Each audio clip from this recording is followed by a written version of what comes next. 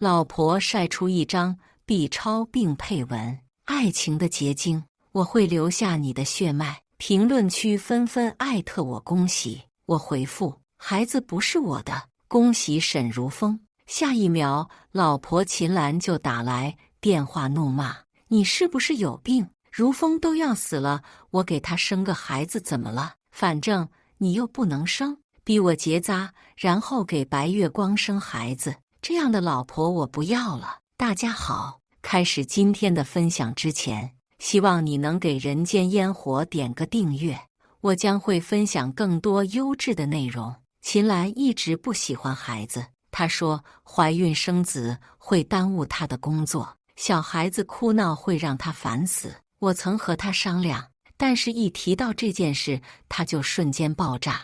你是不是想要我死？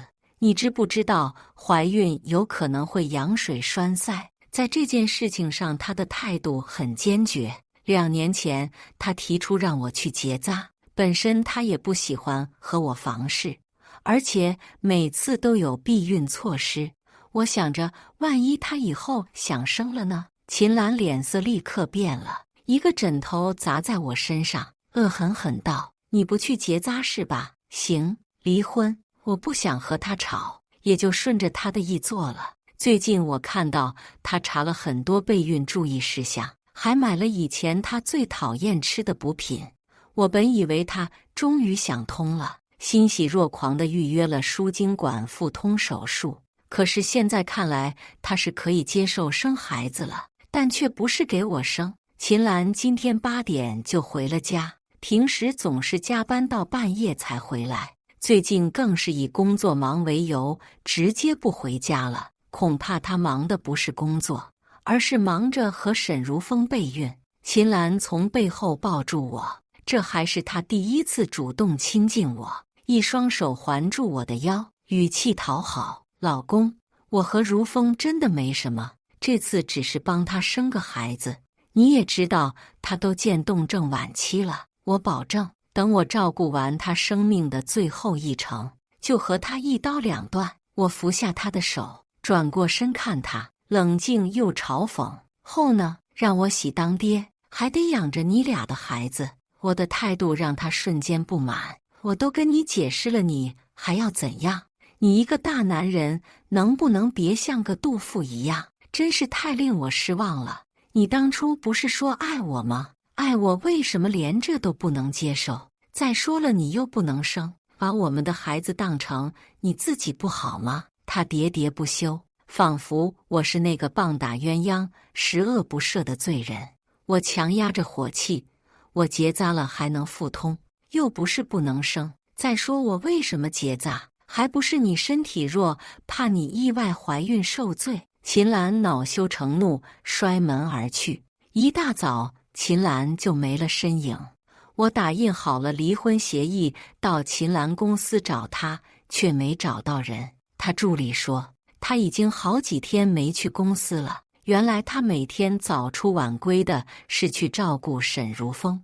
我照常到医院上班，下班前路过妇产科时，在走廊看到了秦岚和沈如风。她挽着沈如风的胳膊，一双秀眉皱起。你跟踪我？我看向他身边的沈如风，他的目光没有任何闪躲，挑衅的直视我，还故作亲昵地揉了揉秦岚的耳垂。宝宝，你别这么想婷燕哥，他怎么会跟踪我们俩呢？我们之间清清白白，婷燕哥不会不理解的。我嗤笑了声，呵，和秦岚结婚这么多年，他却连我在哪里工作都不知道。是啊，你们多清白啊，都清白到妇产科了。见我戳破他们的奸情，秦岚恼羞成怒，狠狠推了我一把。你没跟踪我们，为什么出现在这？你就这么容不得人吗？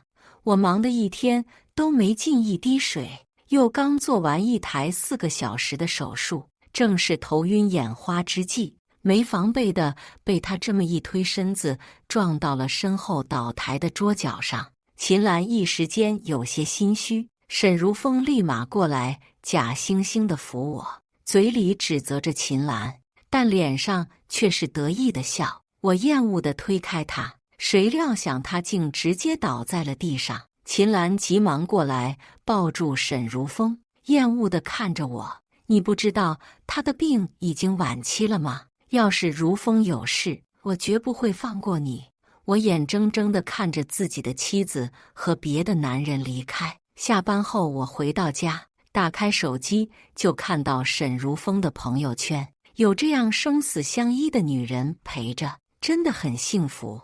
配图是秦岚牵着沈如风的手，底下都是秦岚朋友的回复：“这不是我们小兰的手吗？狗头，有情人终成眷属啊！恭喜恭喜！”被这样不离不弃的绝美爱情打动，祝福。下一秒，我就看到了秦岚的回复：“别瞎起哄，如风生病了，我只是照顾他而已。你们想看你姐夫和我离婚吗？”此话一出，秦岚的朋友们都默契地回了个暧昧的懂，只有张倩：“切，管他干什么，反正你都怀了心上人的孩子，赶紧离了算了。”张倩是秦岚的闺蜜，一直觉得我配不上秦岚，觉得我没有沈如风体贴，没有沈如风善解人意。我打开朋友圈，将我已经签好了字的离婚协议发了出去。刚发出去就有许多点赞和评论，但没有一个秦岚的朋友。他们默契的选择假装看不到，没准这会早就去开心的恭喜秦岚解脱了。我环视着这间房子，刚结婚时，我兴奋地和秦岚讨论要怎么布置我们的新家。那时的秦岚不耐烦地都甩手给我，这里的一草一木都是我精心挑选的。我收拾着我的东西，把那些成对的情侣物品全部扔进垃圾桶。刚一出门，就遇到回来的秦岚，她踩着高跟，怒气冲冲地朝我走过来：“你闹什么？不就是帮他生个孩子，至于离婚吗？当初爱他时，我总觉得他怎样都可爱，可现在我看着他的脸，发现他也不过一个普通人，甚至有些面目可憎。”我没有搭理他，提着行李走向我的车，他却跑过来，一把拉住我：“你有完没完？你不就是想逼我吗？他是个病人，你怎么就这么恶毒？他怎么能若无其事地说出这么无耻的话？”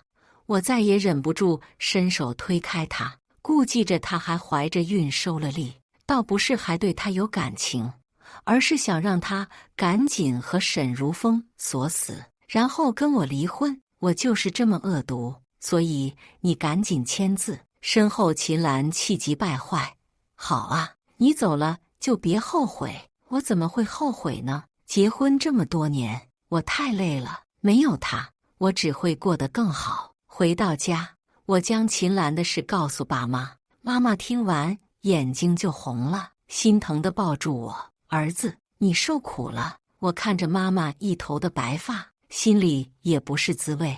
当初结婚时，妈妈就委婉地表示过秦岚和我不合适，可是我追了她好几年，那会正沉浸在自己编织的爱情里，哪里听得进去？这些年，妈妈没少为我和秦岚操心。我工作忙，秦岚又不是过日子的人，她怕打扰到我俩，总是趁我们上班时过来帮我们做家务，收拾完再默默离开。冰箱里永远有她包好的饺子，这么多年没有一句怨言。可就是这样，秦岚还总是挑三拣四，不念着我妈的好就算了，还去讨好沈如风的妈妈，上赶着给人家买首饰、亲热的跪舔。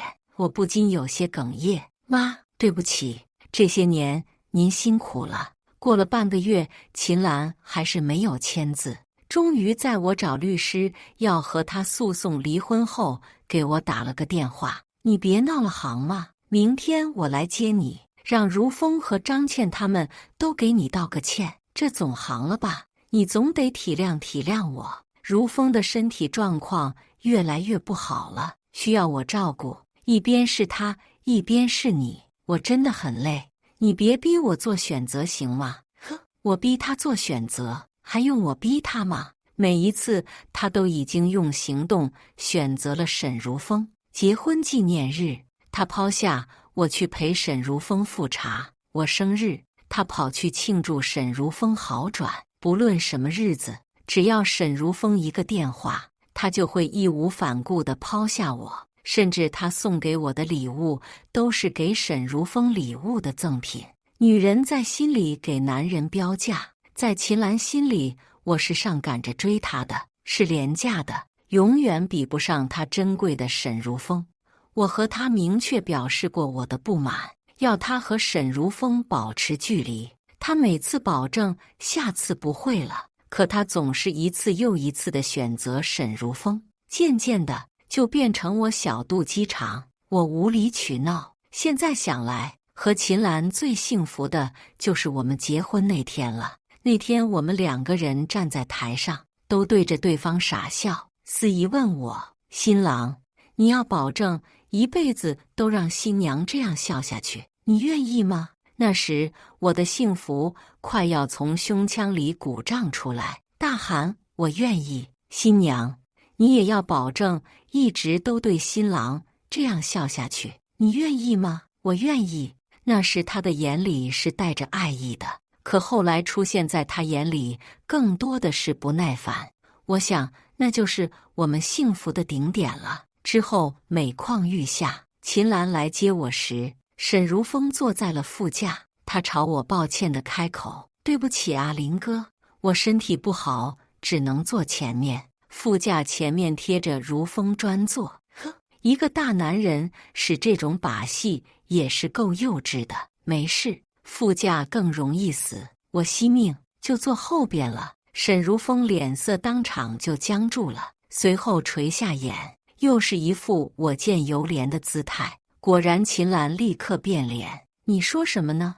你明知道如风的身体不好，快给他道歉。我看着秦岚这副维护的样子，讥诮开口：怎么不是说给我道歉的，现在想让我道歉？可以啊，你立刻签字。秦岚不说话了，既然是道歉，那怎么能只给我一个人道歉呢？到了餐厅，秦岚的几个闺蜜都已经在了。张倩先把我拉到她身边的位置，来，不是让我给林哥道歉吗？让他挨着我坐。兰兰和姐夫坐对面那2个空位。说完，他就打了一嘴巴。瞧我这张嘴！兰兰和如风哥早就料到他们根本不可能真心道歉，这就是一顿鸿门宴。我静静地看着他们表演。张倩举起一杯酒来，我先自罚一杯。林哥，我这人说话不过脑子，心里想的啥，嘴里就说出来了，改不掉了。说的啥让你不舒服了？林哥，你别往心里去。他一口闷了之后，又倒了一杯。说实话，我是真瞧不上你，你哪能配得上我们兰兰？看在兰兰和如风哥的面子上，我就给你道个歉。你真是踩了狗屎运！你说你都不能生，还不感谢如风哥帮你让兰兰怀了孕？希望你以后好好养他们的孩子。他话刚说完，秦岚其他几个闺蜜也不情不愿地道了歉。秦岚似乎对这大团圆的局面很满意，摸着肚子和沈如风眉目传情。沈如风也举起一杯酒，秦岚马上就按住他的手，给他换了杯果汁。你身体不好，喝这个吧。沈如风对着我举起果汁。林哥，小兰对我的感情太深了，她只是担心我们俩坦坦荡荡。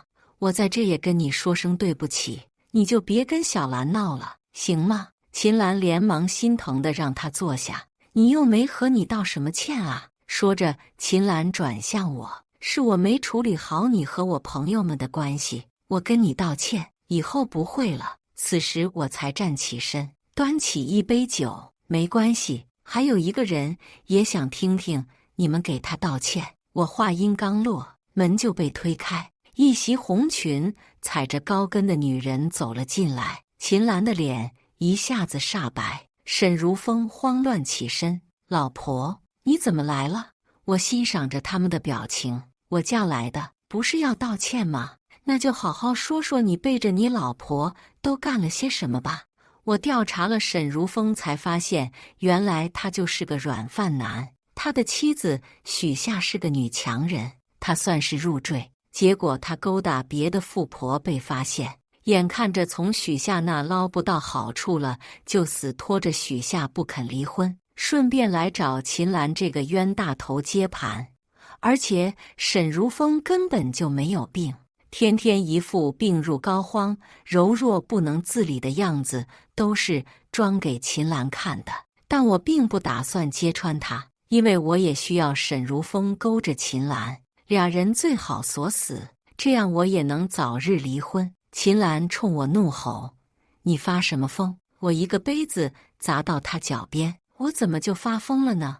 你都要帮人家丈夫生孩子了，难道不应该介绍你们认识认识吗？”许夏一个巴掌扇歪了沈如风的脸，真是狗改不了吃屎。沈如风不复先前的得意，嗫嚅着一句话都不敢说。秦岚连忙把沈如风拉到身后：“这位姐姐，我有老公，我和如风是清白的，而且如风的身体都这么差了，你也不能不分青红皂白就打人吧？”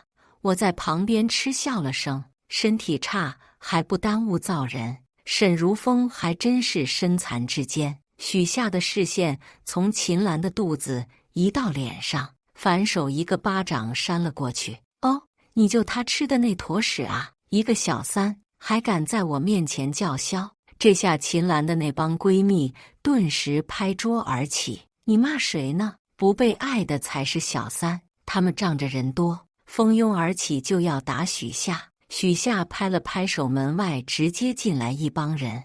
我走出了包厢，远离这场恶战。很快，里面响起各种辱骂声、摔凳子声。第二天，张倩敲开我的门，我看着她脸上青紫的狼狈样子，差点笑出了声。她看上去恨不得撕了我。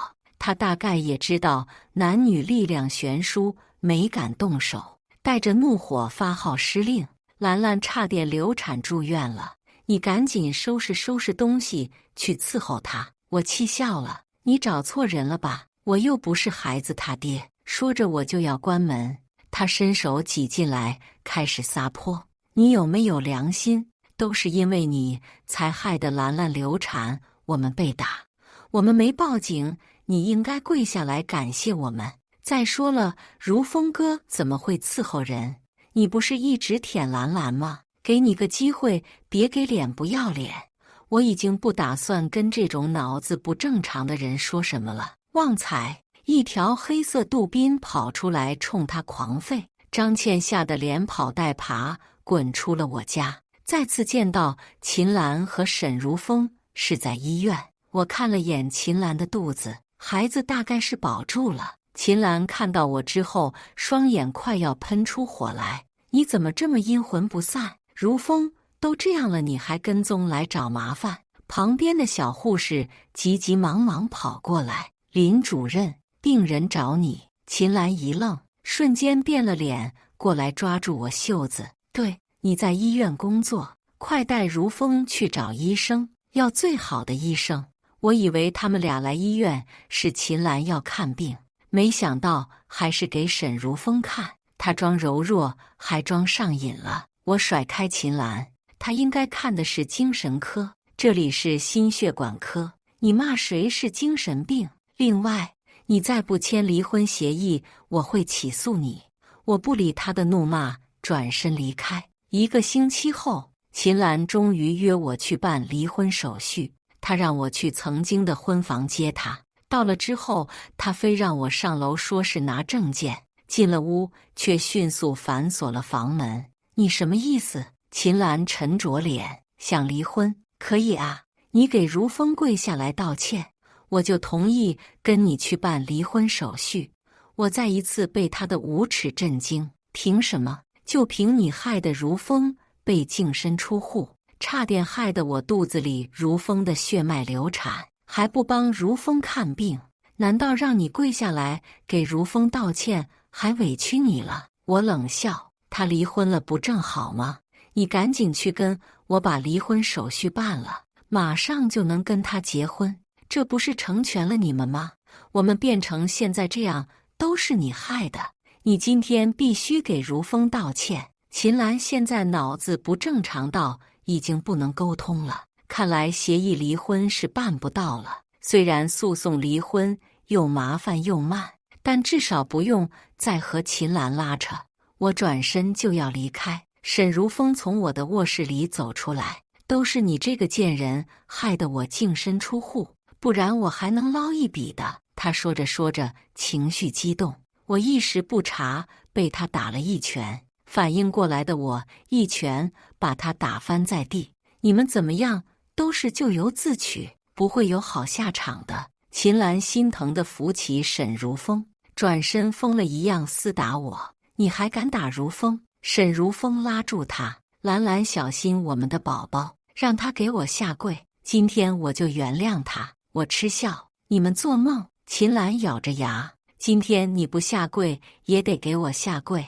突然房间里又出来2个大汉钳制住我，我膝盖一痛，被按着跪了下去。沈如风蹲在我面前，得意开口，兰兰肚子里的孩子可是我的，她爱的是我。我现在住着你的房子，睡着你的老婆，怎么样？我给你戴的绿帽子好看吗？我吐掉嘴里的血水，呸！你们2个垃圾就应该待在垃圾桶。你不是爱装病了，小心哪天装着装着遭报应。要遭报应也是你遭。我眼睁睁看着沈如风拿起一把水果刀，狠狠贯穿我的右手。秦岚一下子推开沈如风，抱着我，声音颤抖：我带你去医院。昏迷前我只剩一点意识，我的右手千万不能有事，病人还需要我做手术。睁开眼，我看到熟悉的病房，秦岚挺着肚子坐在床边，脸色憔悴。她看到我醒了，十分惊喜地伸手想要抚摸我的脸，却被我眼里的冷意击退，讪讪收回了手。对不起，我不知道如风拿了刀。我尝试动了动右手，锥心的疼痛让我立刻冒出冷汗，心底的恐慌快要将我淹没。医生，医生！门外大批的同事涌了进来。林主任，您终于醒了。我的手怎么样？他们脸上的喜悦消失不见。你看看我，我看看你，却都不敢说话。看着他们眼神里的惋惜，我的心沉到了谷底。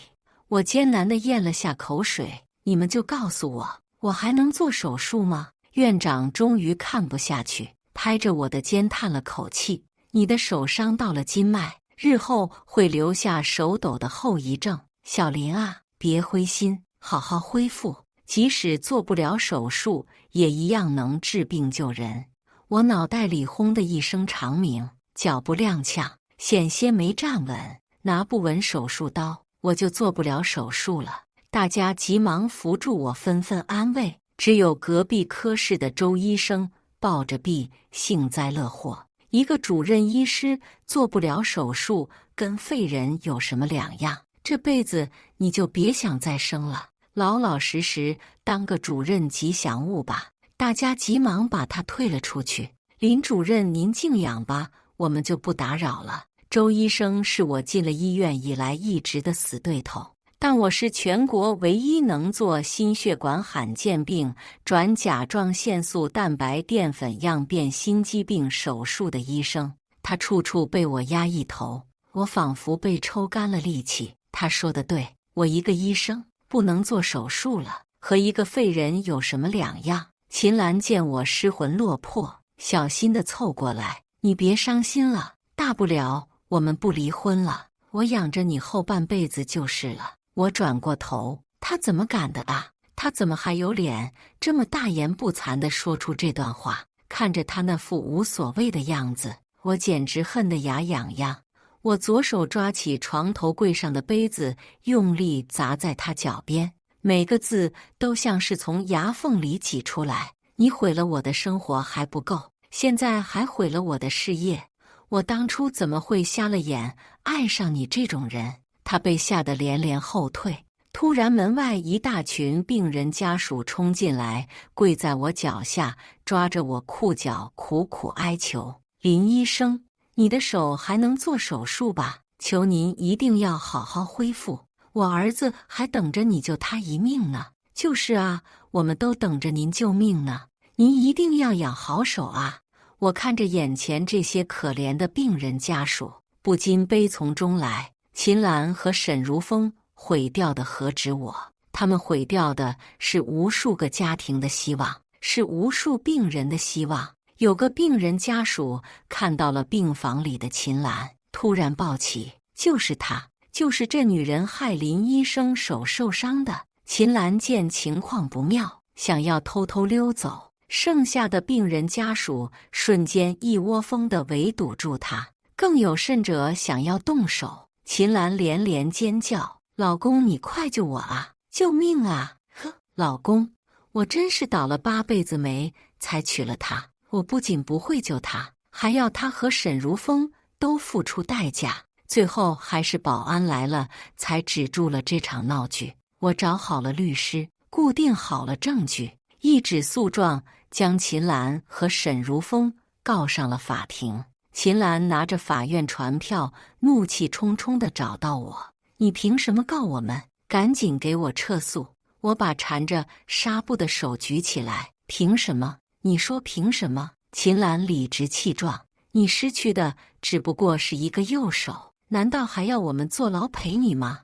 我答应你，马上就跟你去办离婚手续，你赶紧给我撤诉！”我气笑了：“你法盲吗？你和沈如风对我非法拘禁加故意伤害是刑事犯罪，公诉案件让我撤可没用，有本事你让公诉机关撤去。而且我和你的婚，我起诉也是离定了。”秦岚坚硬的对我没用开始来软的，抚着肚子黯然垂泪：“我们结婚这么多年，你对我一定还是有感情的。你也知道如风的身体差，我现在肚子里还怀着孩子，你总不能逼得我们走投无路啊。”他拉住我的手，晃我胳膊：“你出具一份谅解书，就说原谅我和如风，好不好吗？求你了。”他知道我最吃他这套。以前刚结婚的时候，他总是和沈如风暧昧不清，每次我生气，他就这样落几滴泪，再撒个娇，最后妥协的总是我。可那是以前，我对他的感情早在他一次次的伤害中被消耗干净。我现在对他只有恨。我以为再次见到秦岚和沈如风是在法庭上，没想到又在医院见面。秦岚推着沈如风，目光难掩焦急：“庭燕，求你救救如风吧！”我看着轮椅上的沈如风，装的还有模有样的，不是渐冻症吗？找我可没用。沈如风一下子从轮椅上滑了下来，跪到我面前：“当初逼我下跪，现在没人逼他，他倒是急不可耐地给我跪下。”他急得舌头差点打结：“不是，渐冻症是我装的。”秦岚瞳孔骤缩：“什么？你都是装的？”他扑到沈如风身上，撕扯着他的领子：“你每次说你发病了，身体动不了，把我从庭燕身边叫走，都是装的，你骗我！”